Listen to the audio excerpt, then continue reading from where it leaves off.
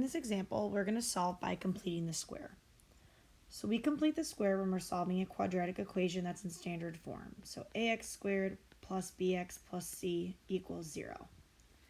The best and the easiest time to complete the square is when our a value is equal to 1 and our b is an even number. Otherwise, when we complete the square, it won't turn out nice. So if a is 1 and b is even, it's a perfect time to complete the square, such as this example. So the first thing we're going to do when we're solving by completing the square is we're going to move our c value to the other side, because I want to be able to make a perfect square trinomial on this left side. So I'm moving over that c value and leaving a blank. And I'm going to put a blank on the other side because whatever I add to the left side, I'm going to have to add to the right side to keep the equation even and balanced. Then we're going to use this little formula, b divided by 2 squared.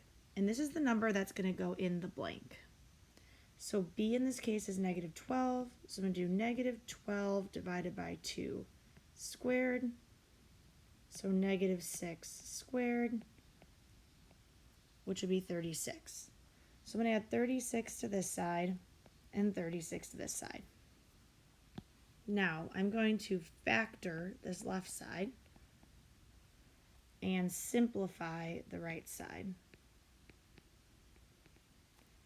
So if I'm factoring the left side, I need to think about two numbers that multiply to 36 and add to negative 12, which is negative 6 and negative 6. Now I can write that as x minus 6 squared, which I'm going to. Then if I'm simplifying the right side, I'm just going to add negative 23 and 36, and I will get 13.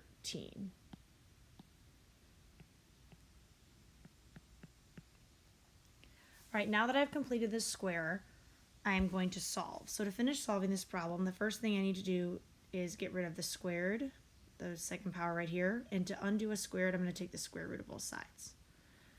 Now, when you take the square root of both sides, you're always going to get two solutions. So I'm going to get x minus 6 equals, while the square root of 13 is not a perfect square, and the square root of 13 doesn't simplify because 13 is prime.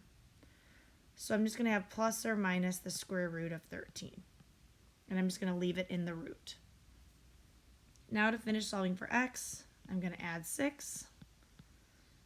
And x would equal 6 plus or minus the square root of 13. You could also write it as x plus or minus the square root of 13 plus 6. I typically like to put the number in front of the plus or minus, but either way you write your answer is okay.